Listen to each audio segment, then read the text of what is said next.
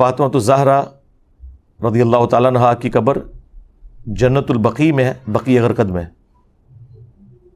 تو سعودی حکومت ان کو کیوں ترجیح نہیں دیتے؟ میں کیا ترجیح دیں؟ وہاں پہ مزار بنا دیں؟ یعنی نبی علیہ السلام کی 3 بیٹیاں اور بھی دفن ہیں، ان کے مزار بنائیں جو نبی علیہ السلام نے خود نہیں بنائے تھے، یہ کام کریں۔ اور سب سے افضل ترین پرسنالٹیز میں سے ایک حضور کا بیٹا ابراہیم بن محمد علیہ السلام، وہ دفن ہے، ان کا مزار حضور نے نہیں بنایا، تو اب یہ پیچھے والے کیا حضرت فاطمہ کا مزار بنائے وہاں پہ؟ نبی علیہ السلام کی مخالفت کریں، قبروں پہ عمارت بنا دیں، جو مسلم شریف میں حدیث ہے، تو میں منع کرتا ہوں قبروں کو پکا کرنے سے، ان پہ عمارت بنانے سے اور ان پہ بیٹھنے سے۔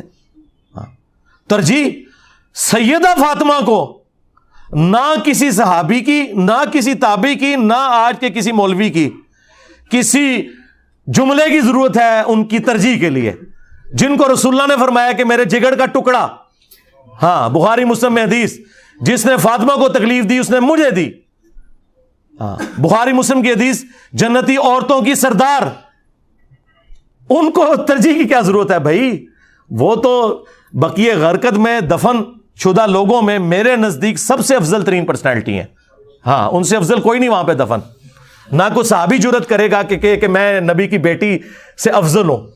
اللہ کے بندو، یہ جرت حضرت ابوبکر نہ کریں کہ وہ کہیں کہ میں فاطمہ سے افضل ہوں۔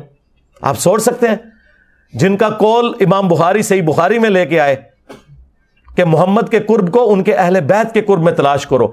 جو ابو بکر اپنی بزرگی کی خاطر، اپنی بزرگی حاصل کرنے کے لیے لوگوں کو یہ مشورہ دے رہے ہیں کہ حضور کے گھر والوں کے ساتھ ہو جاؤ، حضور تم سے خوش ہو جائیں گے، اور گھر والوں میں افضل ترین پرسنالٹی سیدہ فاطمہ۔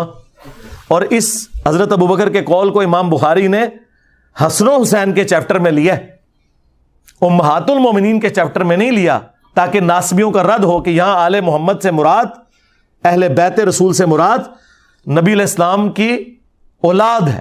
اگرچہ امہات المومنین بھی آل رسول ہیں، ان کے آل رسول ہونے کا انکار کرنے والا بدبخت ہے، گمراہ ہے، خبیث ہے، لیکن جو اہل بیت والا یہ معاملہ ہے وہ آپ دیکھ لیں، مشکات میں بھی آپ 30 جلد کھولیں، حضور کی بیویوں کا چیپٹر الگ ہے، اہل بیت کا چیپٹر الگ ہے۔ ہاں یہ والا معاملہ بالکل ڈیفرنٹ ہے۔ تو اس طرح کے کسی پروٹوکول کی ضرورت سیدہ فاطمہ کو نہیں۔ میں اپنے بارے میں بات کرتا ہوں، لوگ کہتے ہیں علی بھائی نے اہل بیت کا اتنا دفاع کیا، بھائی واللہ اہل بیت کو میرے دفاع کی کوئی ضرورت نہیں ہے۔ مجھے اپنی آخرت میں رسول اللہ کا قرب حاصل کرنے کے لیے اہل بیت کا دفاع کرنے کی، غدیر خون کی وصیت پہ عمل کرنے کی ضرورت ہے۔ اہل بیت تو اللہ کے چنے ہوئے لوگ، نبی علیہ السلام کے رشتہ دار، رسول اللہ کی نسبت کے بعد ان کو کسی کی تعریف کی کیا ضرورت ہے؟ خواہ کوئی گمنامی میں بھی مر جائے۔ 1,24,000 پیغمبر ہیں کم و بیش، کدھر ہیں ان کے مزار؟ گمنامی میں ہی مرے ہوئے ہیں نا۔ بخاری مسلم میں الفاظ ہے قیامت کے دن بعض انبیاء آئیں گے، کسی کے ساتھ 4 امتی، کسی کے ساتھ 3، کسی کے ساتھ 2، کسی کے ساتھ 1، کسی کے ساتھ 1 بھی نہیں ہوگا۔ ایک بندہ ایمان نہ لایا ہو تو وہ تو قیامت کے دن ڈرے گا کہ اللہ مجھ سے پوچھ لے کہ تو نے اتنی محنت کی، ایک بندہ تے لے آندا نہیں، اللہ پوچھے گا۔ اللہ نے تو ہمارے نبی کو کہا، اے نبی آپ سے ہم اہل جہنم کے بارے میں نہیں پوچھیں گے کہ لوگ جہنم میں کیوں چلے گئے، تمہاری ڈیوٹی لگائی تھی۔